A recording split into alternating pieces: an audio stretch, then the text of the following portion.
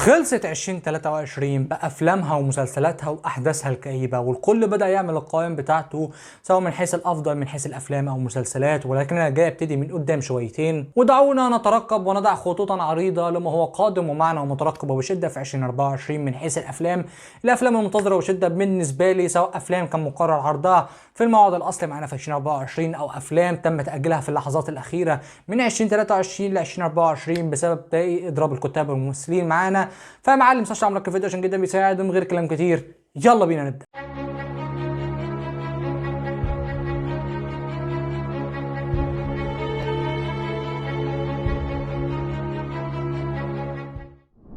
ومعانا الجزء الاولاني من جزء الافلام المنتظره، وهي افلام الكوميك بوك او كما يطلق عليها افلام السوبر هيروز. وها نحن يا ساده في السنه العويصه، السنه المحدده، السنه المصريه لمثل هذه النوعيه والفئه من الافلام، هي طبعا وسنه 2025. ولكن من البدايه من 2024 وبعد سنوات من ضخ افلام ومسلسلات لم يطلبها احد، وان طلبوها لم يطلبوها بالشكل القذر والمقزز هذا، 2024 تحمل معنا فقط فيلمان، فيلم من مارفل وفيلم من دي سي، وشكرا واقفل الكلام على كده.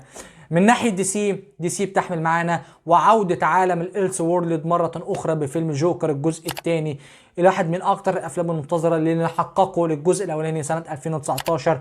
وإن كنت متخوف بعض الشيء من الفيلم ده للي يقال عنه في بعض القواليس ومن قصة الفيلم ومن حكاية وأحداث الفيلم، وإن الفيلم ممكن يكون موسيقي، ولكن بالتأكيد وبلا شك واحد من أكتر الأفلام المنتظرة، خصوصا من بعد دي سي كتبته بشكل رسمي نهاية عالمها، نهاية عالم الدي سي يو. اما الناحية التانية مارفل، وتشهد معنا عودة واحد من اكتر السوبر هيروز المنتظرين لما حققه من نجاح منفصل، وهو شخصية ديدبول، لما حققه من نجاح من الجزء الاولاني والجزء الثاني، ما بالك بقى لما ينضم معانا لعالم مارفل في الجزء الثالث من سلسلة افلام ديدبول، وضيف عليه اكتر من كده بشخصية وولفرين، وضيف عليهم اكتر من كده في الاكوان المالتيفيرس ونهايه عالم فوكس بتاع الاكس مان.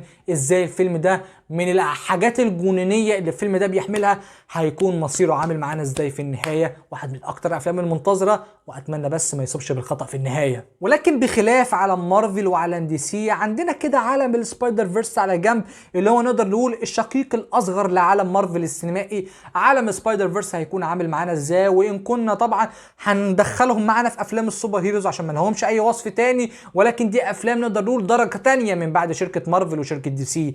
افلام السبايدر فيرس او افلام عالم سوني او افلام عالم سبايدر مان كما يقول عنها هتكون عامله معانا ازاي. الفيلم الاولاني معانا هو فيلم مادام ويب، واحد من اكتر الافلام المنتظره لما يحملها فقط من نبذه القصه البسيطه، وهي انقاذ شخصيه بيتر باركر عبر الاكوان الموازيه.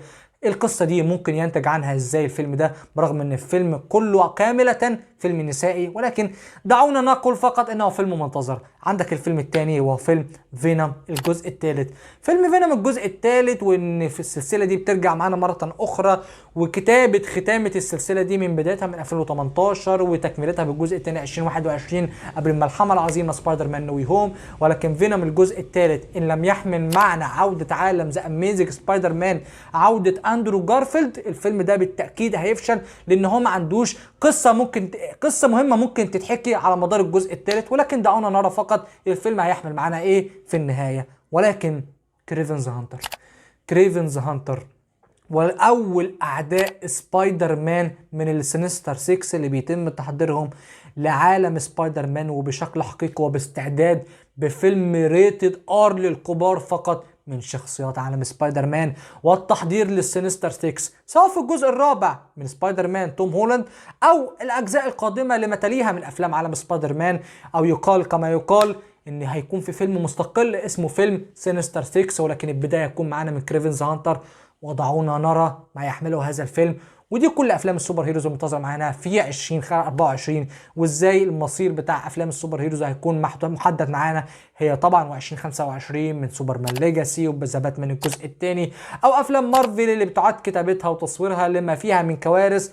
فهل ستستمر هذه النوعية من الأفلام بعد النجاح الساحق اللي حققته آخر 10 و15 سنة في هوليوود، وهي أكتر أفلام بيتم الصرف عليها وبيتم العمل عليها مرارا وتكرارا في السنوات اللي درجت فيها أفلام، أو في سنوات صدرت معانا حوالي 7 أو 8 أفلام؟ فدعونا نرى ما تحمله هذه النوعية من الأفلام في النهاية من أفلام السوبر هيروز، وهل نكتب معنا نهاية شركة مارفل وبداية عالم شركة دي سي؟ محدش عارف حاجه، لكن خلونا نستنى ونشوف. ممتع من إمبانياك يراوغ السريع. اما عن الجزء الثاني من الافلام المنتظره وهي الافلام الاخرى العاديه المنتظره معانا في 2024، وان كان ما يطلقش عليها افلام عاديه ولكن ملهاش اي وصف او مسمى تاني، وهي افلام مختلفه وافلام متنوعه ولكن على راس القائمه دي، واللي كان على راسها طبعا على ما اظن وعلى ما اتذكر في 2023، ولكن للاسف اتاجل معانا من 2023 ل 2024 وعلى راس القائمه دي وهو دون الجزء الثاني.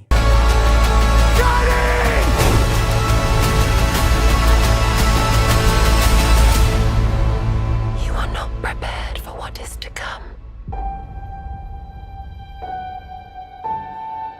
وان كنت سعيد وحزين في نفس الوقت اللي الفيلم ده اتاجل معانا، سعيد من الناحيه الاولى ان الفيلم ده طلع معانا تحفتين من وجهه نظري الشخصيه، وفيلم ذا كريتور وفيلم ريبل مون الجزء الاولاني في نهايه 2023، وحزين على الناحيه الثانيه اللي دي واحد من اكتر السلاسل الافلام اللي حبيتها وعشقتها وحبيت تفاصيل عالمها وانغمست في العالم ده لمخرجي المفضل اخر 10 15 سنه وفي المخرج دينيس فيلنوف.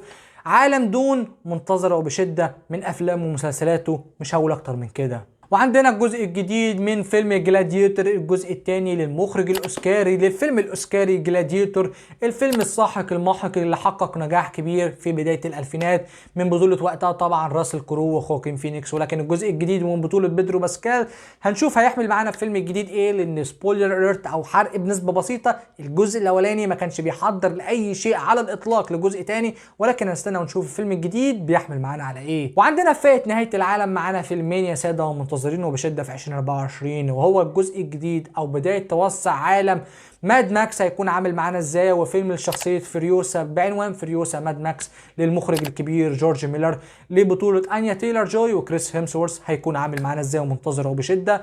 اما الناحيه الثانيه عندنا الفيلم اللي كان واحد من اكتر الافلام المتنوعه والبسيطه والخفيفه واللي فيها مشاعر وفيها بكاء حرفيا على العائله دي في فئة أفلام نهاية العالم اللي صدرت معانا آخر 3 أو 4 سنين تحديدا، أعتقد وعلى ما أظن في 2021 أو 2020 على ما أتذكر يعني، وهو الجزء الجديد وبعنوان A Quiet Place الجزء الثالث Day 1 للمخرج جون كراسينسكي والنجم إيميلي بلانت، واحد من أمتع وأجمل واكتر الافلام اللي فيها مشاعر في فئه نهايه العالم خلال السنوات الاخيره. وعندنا الجزء الجديد من عالم جون ويك اللي بيتوسع معانا بعد النجاح الكبير اللي حققه جون ويك شابتر 4 وبعد صدور مسلسل ذا كونتيننتال اللي بيحكي عن فندق ذا كونتيننتال ما قبل احداث افلام جون ويك، ولكن فيلم باليرينا من بطوله انا دي ارمس، هل عالم جون ويك هيستحمل التوسع ده اكتر من اللازم بدون شخصيه جون ويك؟ هننتظر ونشوف، ولا في تحضير له جزء خامس في خباثه كده قدام؟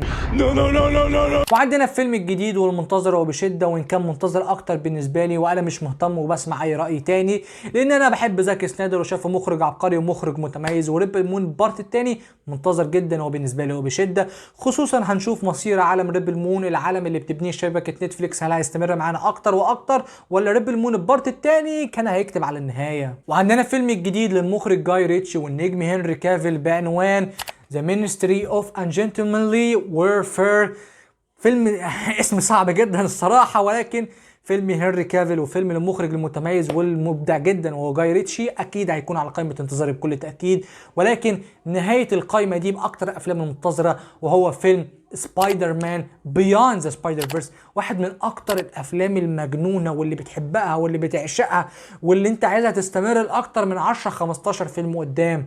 عالم السبايدر فيرس، عالم سبايدر مان، عالم وقصه مايلز موراليس هتكون مستمره معانا ازاي، وان كان في كلام ان الفيلم ده اصلا اتاجل معانا 2025، ولكن احنا حاطينه في القائمه كده لحد ما نشوف هل هيصدر معانا ولا لا. مع بعض الافلام طبعا الثانيه المنتظره معانا وبكل تاكيد في 2024 واللي بتحمل اسماء كالاتي: سمايل الجزء الثاني، كونج فو باندا الجزء الرابع وعودة سلسلة أفلام إيليان من جديد بالجزء الجديد، باد بويز الجزء الرابع، بلانت اوف ايبس الجزء الجديد، جادزيلا فورسز كونج ذا نيو امباير، وعندك هنا الفيلم الطموح سيفل وور، الفيلم اللي حقق نجاح كبير من التريلر وخلى ناس كتيره منتظره، وعندنا فيلم للنجم راين جوسلينج وايميل بلانت بعنوان ذا فول جاي، والجزء الجديد من افلام سونيك بعنوان سونيك الجزء الثالث. واكيد في طبعا افلام كتيره راحت عن بالي او افلام ملهاش موعد صدور محدد او افلام اتاجلت معانا 2025 زي الجزء الجديد من سلسله المهمه مستحيله، سلسله افلام ميشن امبوسيبل للنجم طبعا تيم كروز، الجزء الثامن اللي اتاجل معانا من 2024 ل 2025 بعد الاخفاق الشديد اللي بيحققوا الجزء السابع ماليا من طبعا من بعد الترند الشهير ترند باربي اوبنهايمر في يوليو 2023. ودي كانت قائمتي من الافلام المنتظره معانا في 2024 بدون افضليه الفيلم عن التاني الصراحه، وان كان دون او سبايدر مان لهم الافضليه الكبيره، ولكن قائمه الافلام كلها ما فيهاش اي افضليه الفيلم عن التاني، لان الافلام دي ما عندناش عليها غير تريلرات او بوسترات، او حتى في افلام ما عندناش معاها غير بس الاسم فقط، فما فيش افضليه. وهنشوف لما الافلام دي تصدر معانا هيكون مستواها عامل ازاي. وبس كده يا صديقي، دي كانت قائمتي من الافلام المنتظره، سواء افلام سوبر هيروز او افلام كوميك بوك او الناحيه الثانيه من افلام عاديه. اتمنى اسمع رايك تحت في الكومنتات من الافلام المنتظره بتاعتك في 2024. ممكن تكون انت منتظر 3 افلام، غيرك يكون منتظر 50 فيلم. هي في الاول وفي الاخر اذواق وانتظارات في 2024 هتحمل معانا ايه. وبس كده اعزائي المشاهدين، ده كان كل اللي عندي النهارده. اتمنى في الاخر تعمل لايك للفيديو واشتراك للقناه وشوفني وتشغل سباك شغل جديد في نهايه معاكم محمد. اشوفكم الجايه. سلام.